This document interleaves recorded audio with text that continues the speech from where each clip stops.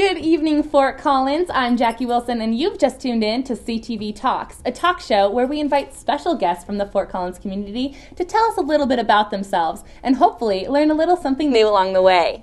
This week, we're feeling a little mysterious and also a little starstruck. Here with us in the studio, we have some extreme talent, you might even say that has that X factor. Welcome our fellow CSU Ram, Alexandria Norris. Hello, Alex. Thank you so much for joining us tonight. Yeah, thank you for having me. So will you tell us a little bit about yourself? So my name is Alexandria Norris. I'm a Human Development Family Studies major with a concentration in early childhood and adolescence, and I have a minor in criminal justice. Oh, very interesting. And what made you kind of choose that route? I'm a more people person, a people pleaser, so that major just seemed like it fit my personality. Definitely. So, yeah. And we hear you have some other talents other than just being a people person. Will you tell us about those? I do. I actually sing. This past summer, I actually went and auditioned for the X Factor, USA, I have to specify, and it was a interesting journey, and it was very, exciting and something totally new and fun, so I don't know. Right, and what drove you to audition for that? So I've always loved singing. My grandmother was a big influence in my music, so that was the reason why I decided, why not? Try it. They also came out to Denver this year, so since the auditions were held here, I really didn't have an excuse. Usually I'm I got an excuse not to go. Yeah. But this time, since they were here, it just seemed like a good opportunity, so I took it. Right, the right time and place and everything. Yes. It's only an hour away from this good old Fort Collins. That's right. Why not? And so, you said you sing. What song did you choose to perform? So I actually chose Mama Knows Best by Jessie J in my original audition. But then my song changed to I Have Nothing by Whitney Houston, which was both a big and powerful song.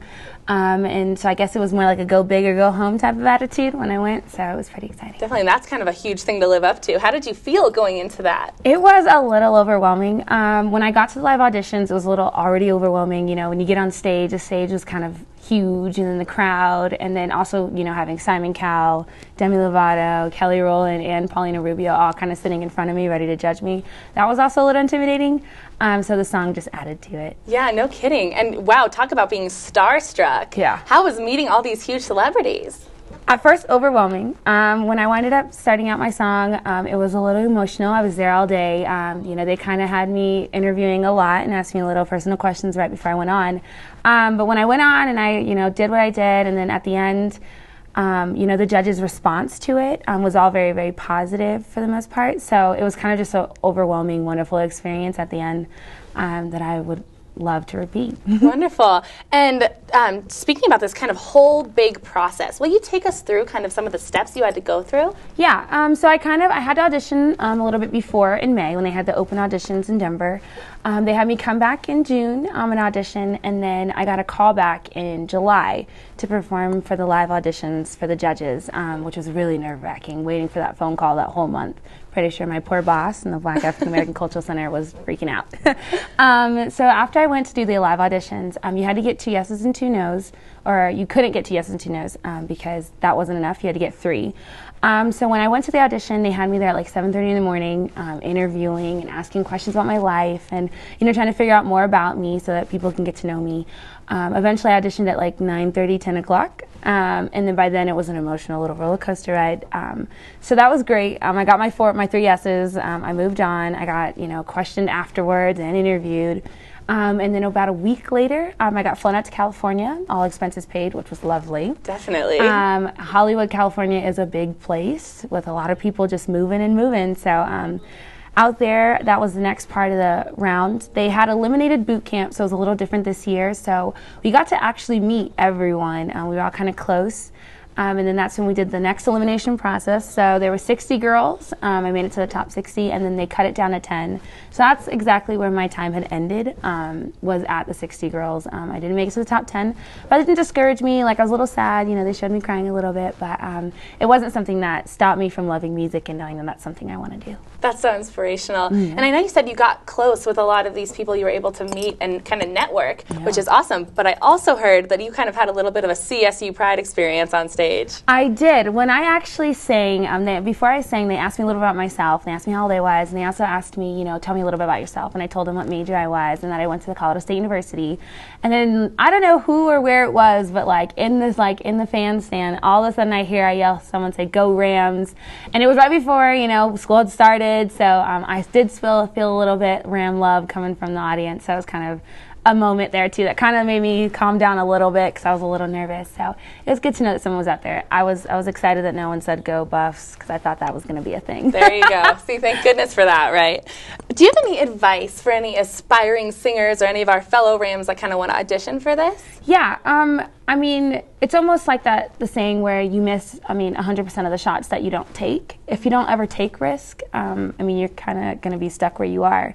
If you have a dream, I challenge everyone to go for it because you'll never know until you try.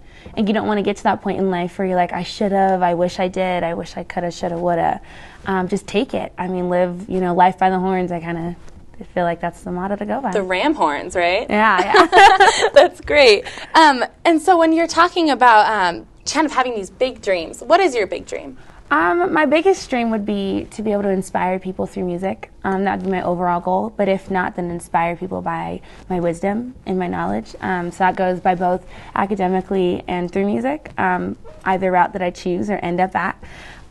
Music is a big part of me, so I'm hoping I can incorporate that in something that I choose to do later on in life. Right, that's awesome. And unfortunately, you did say that you were eliminated in the 60 girls. But do you have plans to try this again, get up back on the horse? I am. I'm planning on re-auditioning next year, so that's something that I'm looking forward to, and then possibly going to The Voice if need be.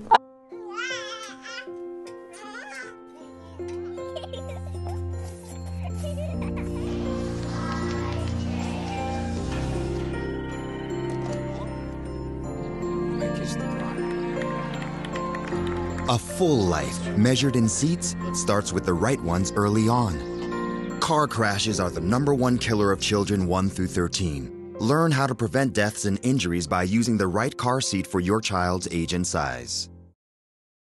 Although Alexandria's journey has come to an end on X Factor, you can still catch the action Wednesday nights on Fox at 6 p.m. Mountain Standard Time. Good evening, Rams. As everyone should know, Halloween is tomorrow, and thankfully it looks like we've got some pretty good weather coming our way. It'll be 54 degrees tomorrow during the day and 38 degrees at night with a 0% chance of rain, and the sky should be clear. This weekend it'll be in the low 60s with a 0% chance of rain and mostly sunny, but it should be back down to the 40s on Monday with a 30% chance of rain. Around Colorado, temperatures should be similar. Denver will also be in the low 60s all weekend with clear skies. And I know a lot of people are heading up to Breckenridge and into the mountains this weekend, so make sure to be careful driving up if you're going on Friday because it should be snowing. But the rest of the weekend will be in the high 40s and sunny. Although the weather will be nice here in Colorado, thanks to wind conditions coming up from Mexico coupled with a powerhouse jet stream, the threat of severe weather is back in time to finish out the month of October. There are some wind-damaging thunderstorms in the plains during Halloween, so if you have any loved ones over there, make sure to give them a call and see if they still have some power this weekend. Professionals are advising people to be careful in that area and are actually asking that people stay in for Halloween. So I'm sure there are going to be a lot of upset kids over there this holiday. So that's your weather for Ram Talks. Make sure to stay safe tomorrow for Halloween and with the rest of your weekend activities. I'm Caitlin Conley. Back to you, Jackie. This week, we decided to take CTV Talks outside the studio for a very special Halloween interview. However, we didn't have to go far to get in on some of the spooky Halloween happenings. The history of the CSU Mystery Tours are held right here on campus and bring life to some of CSU's most interesting and haunting highlights. Hello, CTV, and welcome to another episode of CTV Talks. We're here with Jennifer Lobermeier from RamTrax.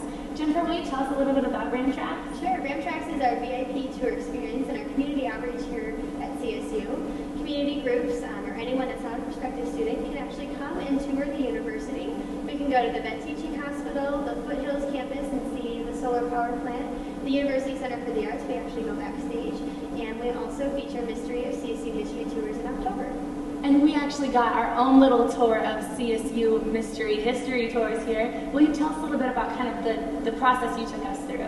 Sure. So when we started the tour, we actually started at Student Services building here on campus, and that's where men actually lived from 1948 for just a couple of years, and then it was turned into an office building. As we continued on the tour, we saw the timeline here at CSU, where you get to see where we all began, even with that small plain building, all the way up to what we have on campus today. And we get an inside look at Johnson Hall, Danforth Chapel, and here at Edmonds Hall as well. And it was a pretty big tour group as we saw tonight. Is that typically how it goes in October, being that it is Halloween season? In October, yes, but we like to keep our tours to about 20 people or less. If you have about 10 to 12, that's the best intimate group to have to get into different areas on campus and the opportunity to speak to more faculty members. You still have a chance to jump in on those tours almost any time of the year, but if you're looking for an especially frightening CSU Halloween experience, RamTrax is hosting tours tomorrow on Halloween night from 5 to 6:15 and from 7 to 8:15. For more information, make sure to visit ramtrax.colostate.edu. They say that when you're facing extreme danger, your life flashes before you. If you think that's sad, consider facing it before you even have enough life to flash before your eyes. Deaths and injuries can be prevented by using the right car seat. Visit safercar.gov/the-right-seat to know what is appropriate for each age and size. Now that we've had a local star in our midst and heard about the spooky attractions at CSU, we'd like to end this segment of CSU Talks with a special trick or treat. Take a look.